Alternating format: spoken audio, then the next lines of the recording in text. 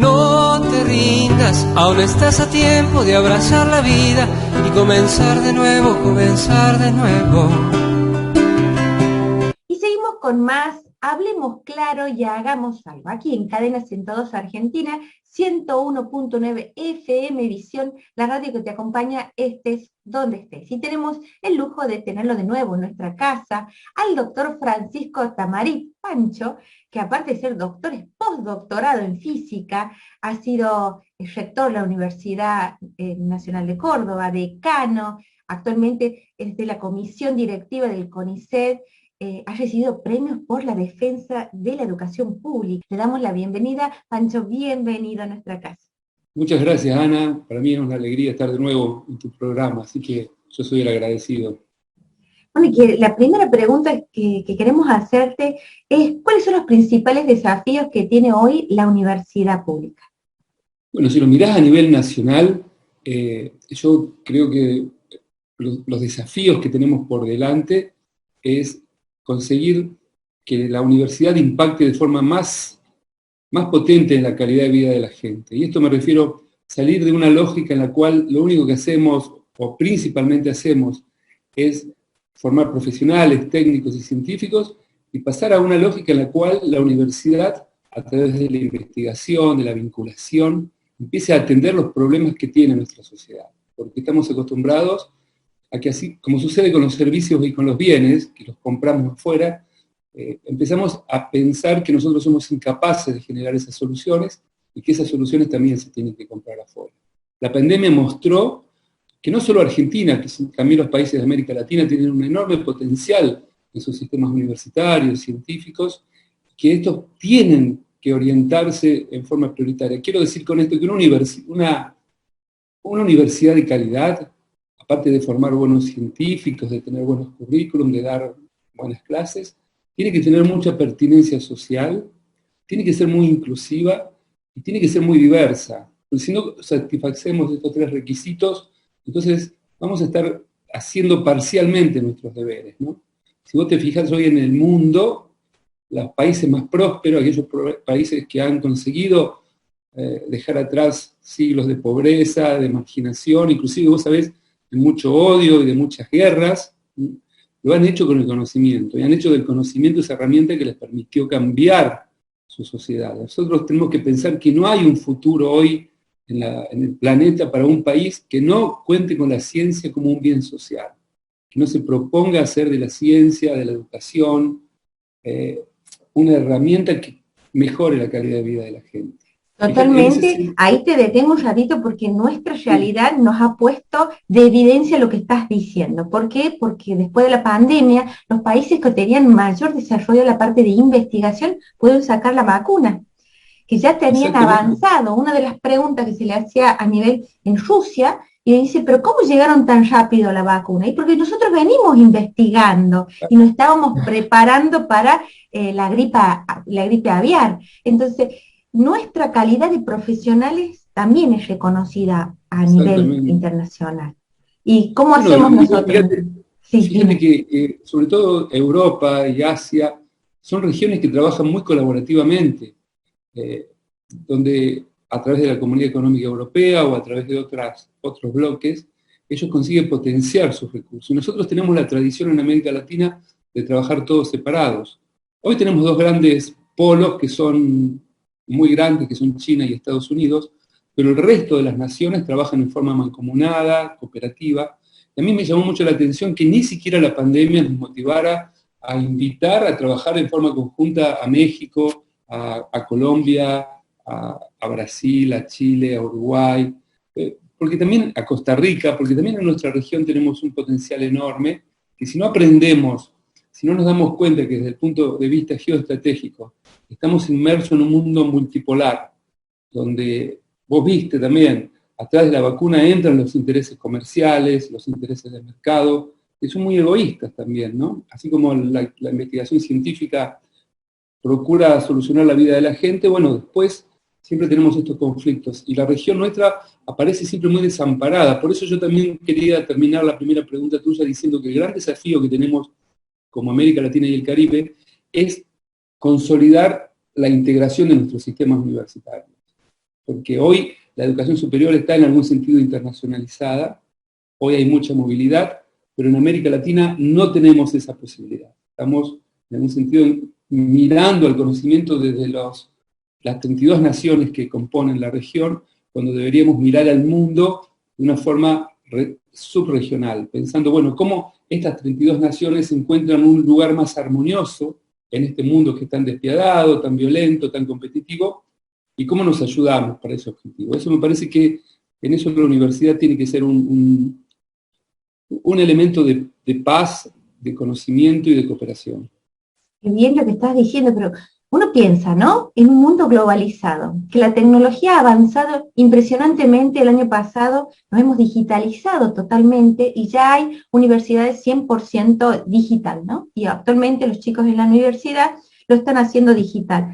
¿Cuál es la causa por la cual nosotros no nos estamos conectando a nivel mundial o latinoamericano para trabajar conjuntamente? ¿Cuáles son las trabas que estás viendo por las cuales no lo estamos logrando? Bueno, yo creo que está en la cultura de nuestra dirigencia. Bueno, vos sos una dirigente, ¿no? Muy importante. No está todavía en la cultura de nuestros dirigentes entender que las políticas públicas también tienen que orientarse a una internacionalización virtuosa del país. Vos tenés que encontrar la forma de cómo dentro de 20 años voy a poder ser competitivo desde el punto de vista comercial, pero cómo voy a poder ser inclusivo, cómo voy a ganar en movilidad, cómo voy a ganar nuevos mercados. Tenemos que aprender que eso lo tenemos que tener en cuenta. No es solamente un problema puertas adentro.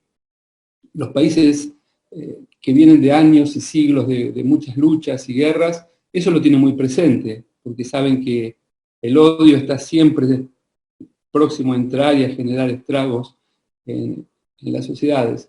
Y en ese sentido yo pienso que el conocimiento tiene que ser algo que nos hermane con la humanidad, pero que nos hermane primariamente con nuestros vecinos, ¿no? Con los cuales tenemos, fíjate vos, tenemos un piso de integración cultural muy grande, porque tenemos una tradición histórica común, pero además también tenemos los mismos problemas. Tenemos problemas de falta de derechos, de falta de competitividad, de gobernabilidad. Tenemos muchos problemas de diversidad cultural, porque no somos sociedades muy tolerantes tampoco, a pesar de que no tenemos guerras. Y todos estos problemas tienen que estar en la agenda del mundo académico. Tenemos que pensar en estos problemas, y no solo en los problemas que nos vienen de afuera, que es un poco lo que pasa a veces en el mundo de la universidad o del CONICET, que la única pregunta que tiene sentido o que se valora es la pregunta que viene del mundo académico, la que sale de un trabajo escrito, de un libro, de la opinión de un experto. Tenemos que empezar a aprender que las preguntas buenas para responder son también las preguntas que nos hace la gente común. ¿Cómo obtengo mejor saneamiento? ¿Cómo tengo mejores derechos? ¿Cómo mejoro la competitividad de mi pyme? ¿Cómo gano mercados? ¿Cómo resuelvo los problemas que está teniendo la democracia hoy? Porque está siendo cuestionada constantemente. ¿Cómo me integro? ¿Cómo me integro al mundo? Pero ¿cómo me integro con los países de la región? Son todas preguntas que también requieren de una mirada del conocimiento. No son solo políticas. Vos lo sabés porque sos una política de fuste.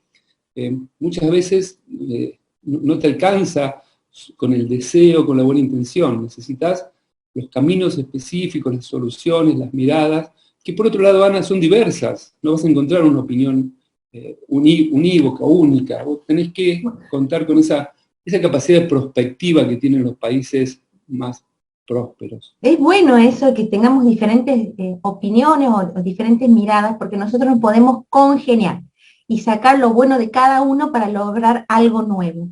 Es cierto lo que estás diciendo en cuanto a la necesidad de una política pública en la cual se repiense la universidad en provecho de la sociedad y en provecho de tratar de trabajar en red latinoamericano, porque hay una realidad, ¿no? Lo que está pasando actualmente políticamente nos pasa a todos los de la región. Chile, Uruguay, Paraguay, México, Perú, estamos todos con la misma tendencia. En el momento hubieron golpes militares, todos estábamos con golpes militares. Ahora estamos todos con las crisis económicas y esta tendencia a una izquierda también que se está gobernando, y al mismo tiempo, es cierto, no nos unimos como diciendo, bueno, somos hermanos, nos podemos conversar, podemos hacer convenios internacionales. En el área de convenio internacional podemos gestionar actividades conjuntas a través de las universidades. Y este repensar que lo estás poniendo sobre la mesa, Pancho, qué valioso que es, porque obliga a los profesionales, a los que están en investigación, bajar a tierra, empezar a contactarse con la gente de barrio, con la gente de las villas, con los merenderos, y cómo puedo ser más útil, porque hoy es qué me sale mejor o cómo puedo hacer para tener mejor salida laboral, para ganar más dinero, pero es como muy individualista. Lo que estás proponiendo vos es como más social, más abierto, ¿no? Y esta de política pública y de hermandad, ¿tiene que partir de las mismas autoridades de la universidad o se requiere una decisión más bien estatal? Mira, la Universidad Latinoamericana y Caribeña, somos 32 naciones, somos casi 500 millones de habitantes. Somos en número y en cantidad de países muy parecidos a la Comunidad Económica Europea. La diferencia es que después de la Segunda Guerra Mundial, cuando Europa decidió unirse, los políticos, las clases dirigentes, pero también fueron acompañados por los trabajadores, los empresarios, las organizaciones y las academias, ellos decidieron que la universidad iba a ser fundamental en ese proceso. Pensar que ellos tuvieron que integrar naciones que se odiaban, que venían de guerras muy largas, pero además que hablaban lenguas distintas, que tenían idiosincrasias muy diferentes. Nosotros, como vos bien lo planteabas, nunca valoramos a la integración, nunca pensamos que había algo virtuoso en unirnos, más bien nos miramos con desprecio mutuo, más bien tendemos a pensar en que somos parte de una Europa de la cual no somos. Hablamos las lenguas europeas, pero también hay acá en América Latina y el Caribe, hay un 8% de hermanas y hermanos que son originarios, y hay un 20% que son afrodescendientes, y nosotros tenemos que incluirlo. Nosotros somos un sujeto cultural nuevo, que tiene esa componente latina, pero también es eslava, también es semita, porque acá vinieron muchos árabes, y vinieron muchos judíos, y vinieron muchos germanos, y vinieron de todos lados. Hay mucha gente de China y de Japón. Entonces, tenemos que asumir que somos una cultura. No somos un crisol de razas tampoco, porque no nos hemos fundido y no queremos hacer desaparecer más lenguas, y no queremos hacer desaparecer la cultura árabe y la cultura judía. Queremos convivir con eso. Te voy a dar un dato que a mí me pone muy triste. América Latina tiene el 8% de la población de la Tierra. 8, o sea, de cada 100, 8 son latinoamericanos.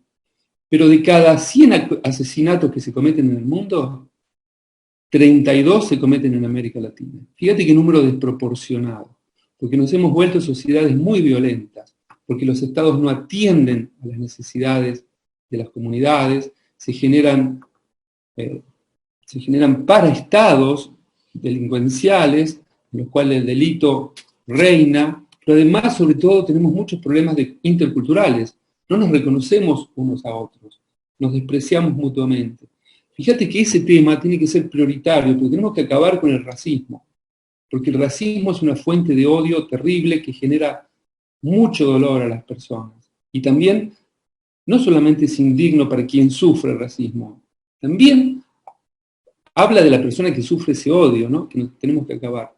Entonces, yo digo que tenemos que ver en la diversidad que tenemos una cosa virtuosa, una cosa enriquecedora. Así lo han visto las grandes culturas. Así ha sido a lo largo de la historia de la humanidad.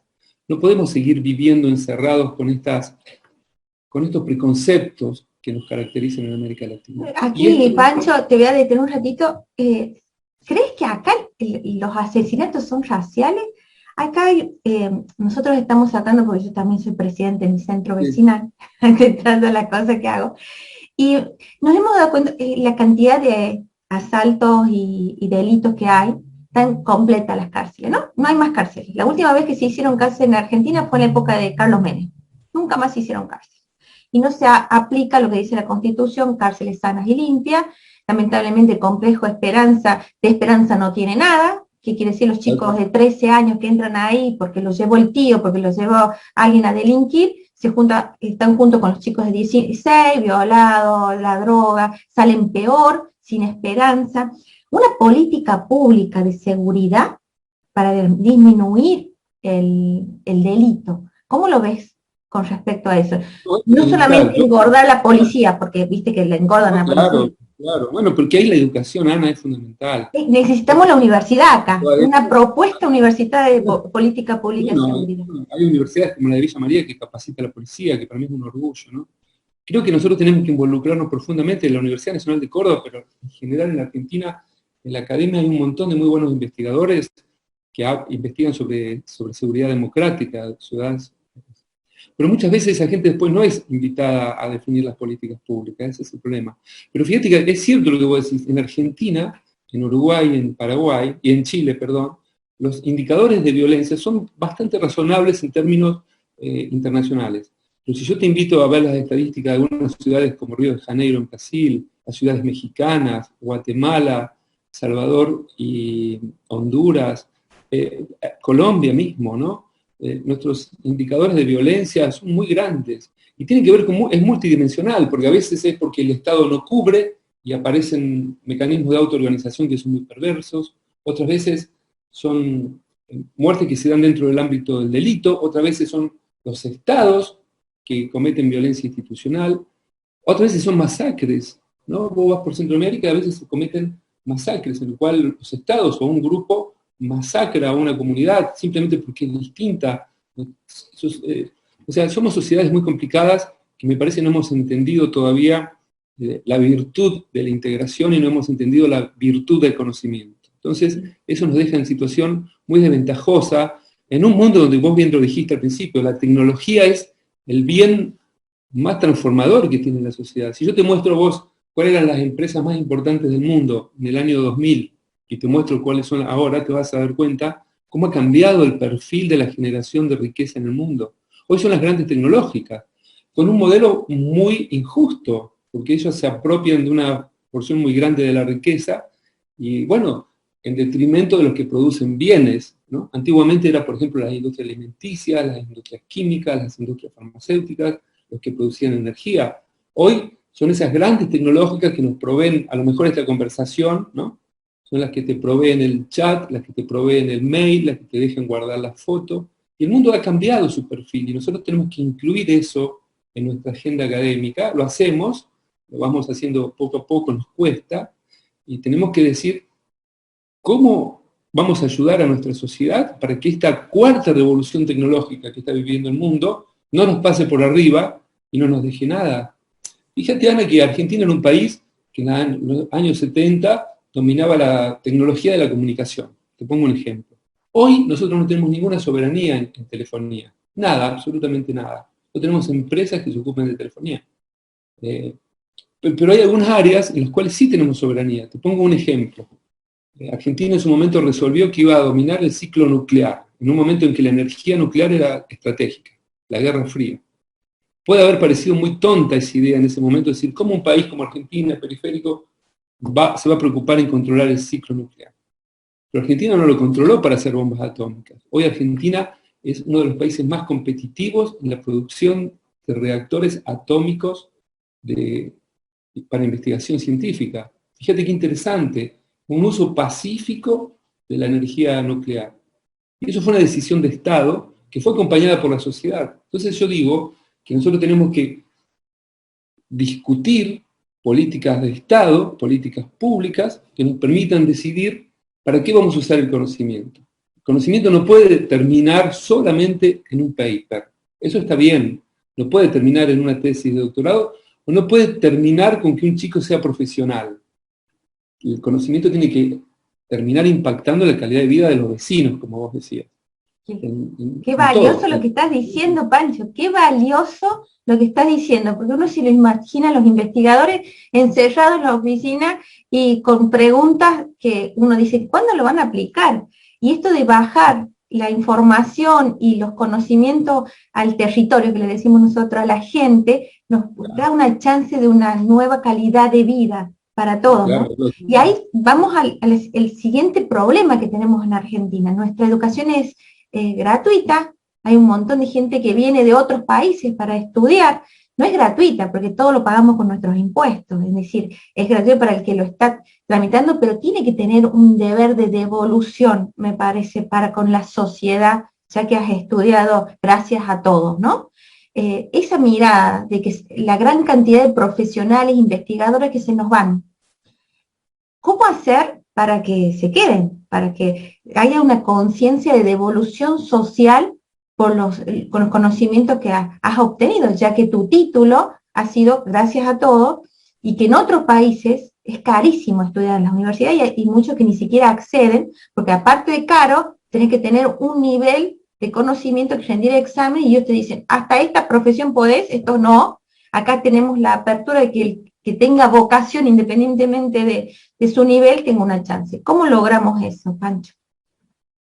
Bueno, es que nosotros tenemos que vivir en economías del conocimiento, Ana. Nosotros no podemos seguir siendo economías tan primitivas que solo importamos los bienes y servicios interesantes y exportamos alimentos y minerales. Eso es básicamente lo que hace América Latina, ¿no?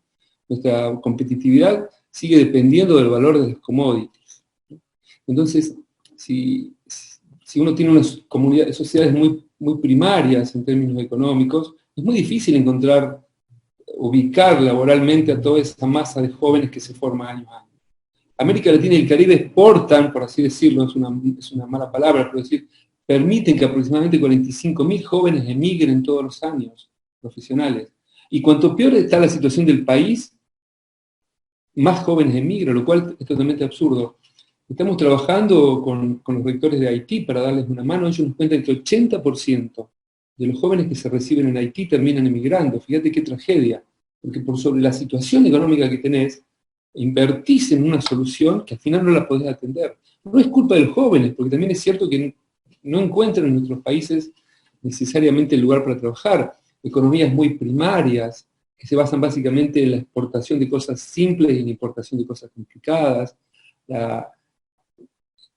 Sistemas productivos también extremadamente simples. Por eso yo te digo, hay que tener una mirada integral, pero sobre todo, y acá quiero, a lo mejor puede parecer un poco irrisorio, yo creo que tenemos que repensar, Ana, de qué hablamos cuando hablamos de desarrollo.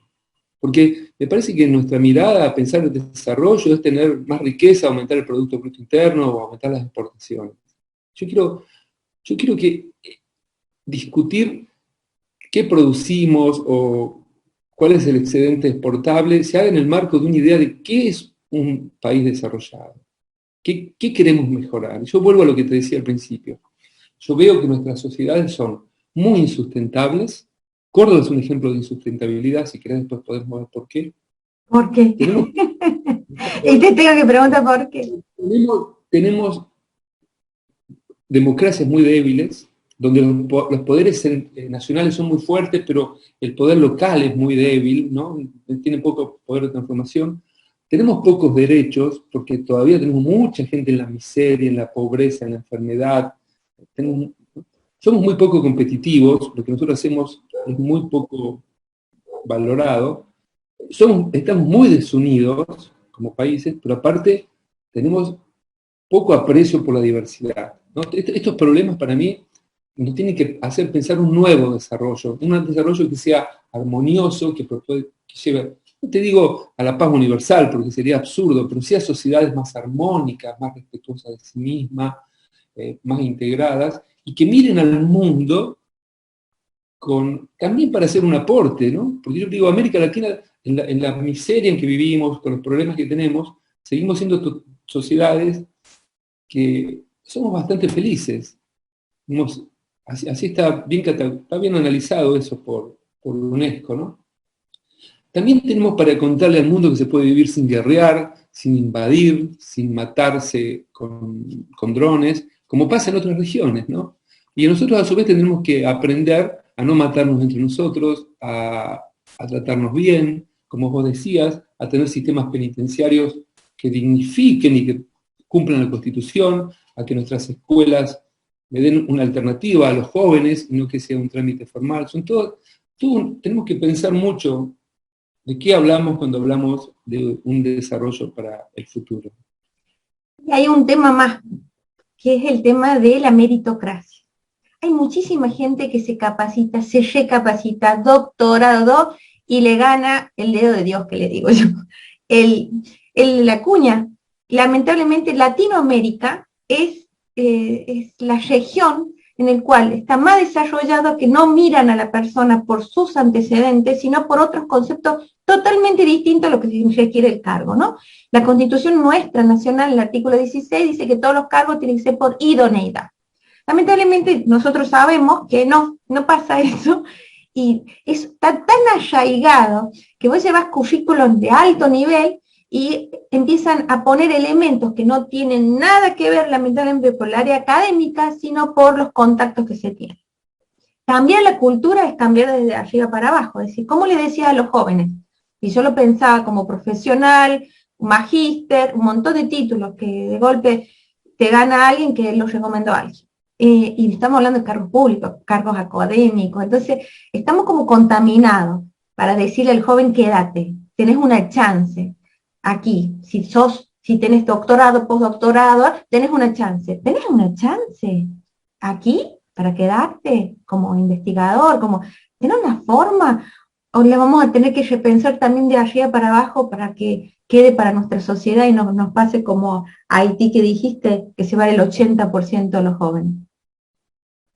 Sí, mira, yo soy muy crítico de la idea de la meritocracia, porque yo digo, dentro de un mismo ambiente de trabajo, a ver, si yo te digo, tengo que hacer una obra pública, aplico la meritocracia y digo, bueno, el estudio de arquitectura que mejor proyecto tiene, ese lo voy a hacer. Y si tengo que comprar un equipo, digo, bueno, lo voy a hacer con el que... En mi ámbito, el ámbito de las ciencias duras, es muy meritocrático, pero en ese ámbito empezamos a contar los que ya nos formamos, los que somos doctores, ¿no? Pero la meritocracia vale para ciertos nichos, para muchos nichos, pero no vale para la sociedad, porque yo no tuve las mismas oportunidades que tiene un chico que no fue a la escuela privada que yo fui, que tuvo los papás que me pudieron a mí aprender idioma mientras iba a la escuela y hacer gimnasia. Quiero decir, es muy injusto plantear que cada uno se la tiene que arreglar solo. Y aparte te digo, Ana, esto no fue lo que hizo ni Estados Unidos, ni Inglaterra, ni Alemania, cada uno con su modelo. Ellos fueron saldando las deudas de derechos que tenían sus sociedades. Ojalá en el futuro tengamos menos necesidades de ayudar a sectores, porque va a significar que cada vez menos. Pero si seguimos echándole la culpa a los pobres de los problemas de este país, creo que estamos totalmente equivocados, ¿no? Los pobres no gozan de la igual oportunidad que gozamos los que tenemos otras condiciones. Entonces, yo soy muy crítico de la idea de la meritocracia universal. La meritocracia se aplica en algunos lugares, por ejemplo, el mundo de la academia es uno, ¿no? Y yo vengo de un lugar, Ana, en el cual todo se hace por concurso, ya sea en el CONICET o en mi facultad, nadie puede ir con una recomendación política. Ahora, es cierto que hay un ámbito, inclusive en las universidades, en el cual, bueno, se llena de militancia, eso está mal, yo soy muy crítico de eso, ¿no? Muy, muy crítico. Pero, por suerte, vivo en un ambiente donde se hacen concursos. Yo para llegar a profesor titular tuve que hacer 6 concursos públicos.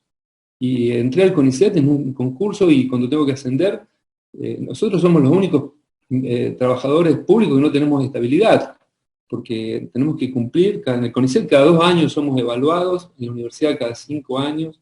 Entonces, digo, hay una meritocracia que tiene sentido. Es decir, bueno, si yo quiero contratar un profesor o un investigador, voy a contratar el que más se ajuste al perfil que necesito. Hay una meritocracia que es la que yo escucho por ahí, que dice sálvese quien pueda. El poder de la civilización fue conseguir vivir en sociedades grandes, repartiendo las funciones y aceptando la diversidad. Esta mirada que dice el que es pobre porque él tuvo la culpa, yo no la compro, no la acepto y no tiene ningún justificativo científico. Hay gente que es pobre porque nace en ambientes pobres, porque no hay buen trabajo, no es cierto que sobre trabajo y que la gente quiere trabajar. Estamos todavía con un problema muy, muy importante, Ana, y es que los chicos no terminan el secundario, eso es algo en lo cual tenemos que trabajar. Y acá viene un punto muy importante, que mira, la Universidad Argentina es muy buena formando doctores, magíster, especialistas, profesionales. Tenemos que entender que las sociedades del futuro no nos va a alcanzar con que el 5% de la población tenga una formación superior. Vamos a necesitar capacitar más y más gente. Entonces la universidad también tiene que empezar a ocuparse de la formación de pregrado que decimos nosotros. Tecnicaturas, escuelas de oficio, formación profesional. Alemania hoy tiene, Ana, fíjate este número impactante, el 80% de su masa laboral, de las personas que están trabajando, tienen algún tipo de formación post-secundaria. Entre el secundario y el médico, el abogado, el físico, el ingeniero, el filósofo, el farmacéutico, tiene que haber un montón de formación, porque hoy las tecnologías cambian muy rápidamente. Nosotros tenemos que apuntar a ese mundo laboral también, pero no solamente con las carreras de grado, con otro tipo con tecnicatura, que vuelvan los colegios técnicos, que los chicos se puedan recibir con algo, ¿no? Pero también los países que tienen colegios técnicos también dicen, ya no alcanza, es más que eso. Tenés que tener una formación continua, tenés que volver a un lugar para poder aprender las últimas tecnologías, ya sea en la odontología, ya sea en la ingeniería, ya sea en la medicina. Entonces, tenemos que aprender también a tener universidades mucho más dinámicas y enfocadas en un sinfín de miradas educativas. Eso es difícil de conseguir. Es difícil porque tampoco es algo que todavía se entiende a nivel de dirigencia política, ¿no? Se sigue pensando que la universidad es para los profesionales. Y hay una tradición muy rica y muy valiosa, que es una tradición liberal, si querés, que dice la universidad ayuda a la sociedad ayudando a los individuos. Está bien, yo eso estoy totalmente de acuerdo. Pero también, como te decía al principio, la universidad tiene que estar mirando las necesidades de la gente y entre ellas, entre las muchas miradas, tiene que estar mirando la necesidad de nuestros trabajadores y ayudarlos. Y ayudar a las pymes, y ayudar a las empresas. Es decir, acá nosotros también, en términos de formación profesional, estamos para ayudar, para que este conocimiento que se lo enseñamos de una forma al ingeniero o al físico o al matemático, se lo vamos a enseñar de otra forma al que va a estar operando una máquina, al que va a estar trabajando como científico de datos, porque nos hace falta todo. No es cierto que nos hace falta solamente el último eslabón, que es el único que hemos sabido cultivar muy bien nosotros, ¿no? Porque vos sabés que Argentina se destaca por sus profesionales, sus técnicos, sus científicos. Pero tenemos por delante esa tarea también. Totalmente de acuerdo. Cuando yo di más de 100 charlas, ¿no? En todo Córdoba, de prevención de violencia y de autosuperación. Y uno de los chicos en Villa Libertador me enfrentó y me dijo, bueno, pero si yo me quiero drogar, me drogo aunque mi viejo me saque, ¿no? Y digo, no te va a tener la culpa ni tu padre, ni el juez que te condene. ¿Quién va a tener la culpa? Yo, me dice. Entonces, te creas, y yo siempre cuento la anécdota, ¿no? Cuando yo era chica había un chico, un lustrabota en La Rioja, y decía, cuando sea grande voy a ser doctor. Y era tal el entusiasmo que tenía, que llegado el momento que él fue grande, mi padre le consiguió una beca para venirse a Córdoba. Hoy es médico, hoy cambió su realidad, pero entonces, ¿qué quiere decir? Que tiene que partir también de uno. El Estado, la universidad, todos te tienen que dar, pero la decisión parte del individuo, de cambiar su realidad. Es decir, vos elegís el camino, no estás libre de albedrío, vas a ser delincuente, vas a lucharla de donde está, vas a capacitarse, y la idea es que se den cuenta que se puede cambiar para mejor, que la dádiva no te lleva a nada. Lamentablemente hay 3 generaciones de gente que no ha trabajado en su vida.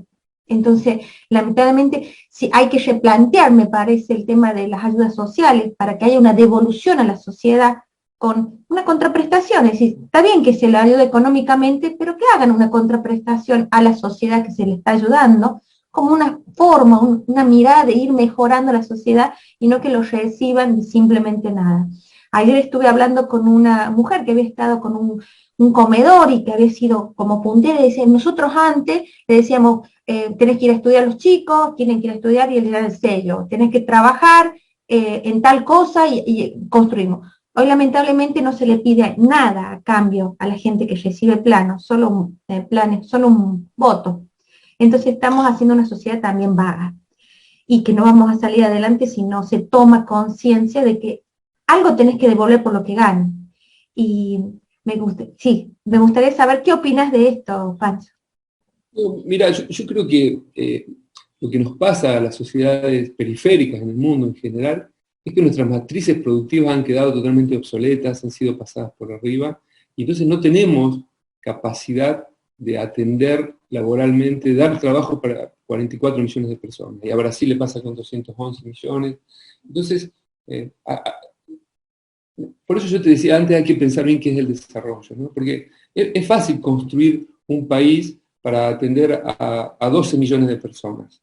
Pero entonces muchas veces quienes pergeñan estos planes, ¿no?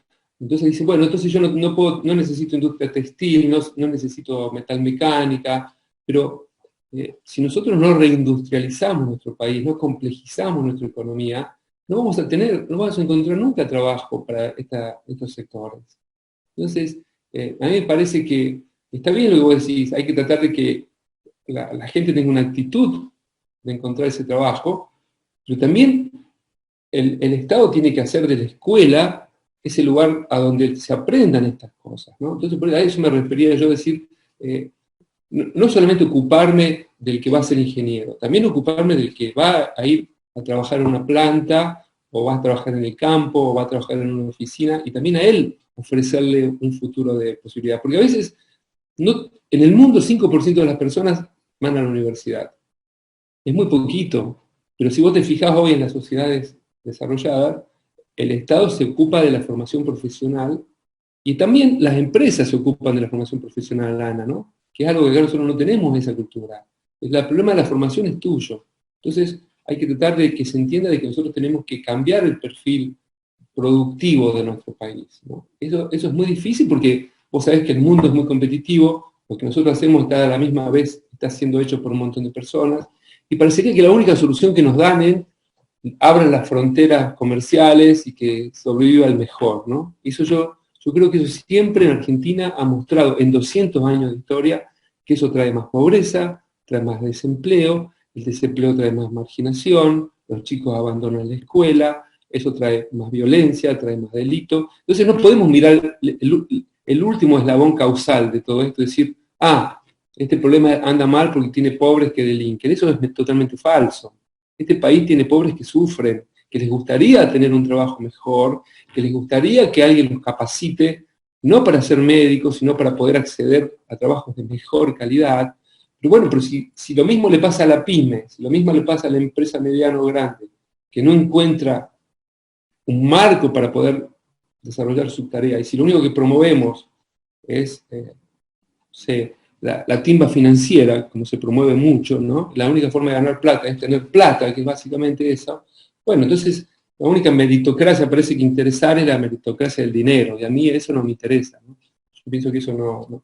Así no se hizo ninguna sociedad capitalista, además, ¿no? El que estudia cómo se desarrolló Inglaterra, o Suecia, o Canadá, o Estados Unidos, o Japón, nadie va a encontrar que se hizo rico. Eso puede funcionar para un paraíso fiscal que tiene 30.000 habitantes, en una isla en el Caribe, que decida vivir de la plata que mueve, pero eso no funciona para un país de 44 millones de personas, con una alta demanda política, porque nuestra sociedad es una sociedad muy politizada, con un alto nivel de demanda, por eso es una sociedad muy movilizada, mal que le pese a muchos que preferirían que la gente fuera mucho más dócil. Entonces, bueno, es necesario atender esa demanda.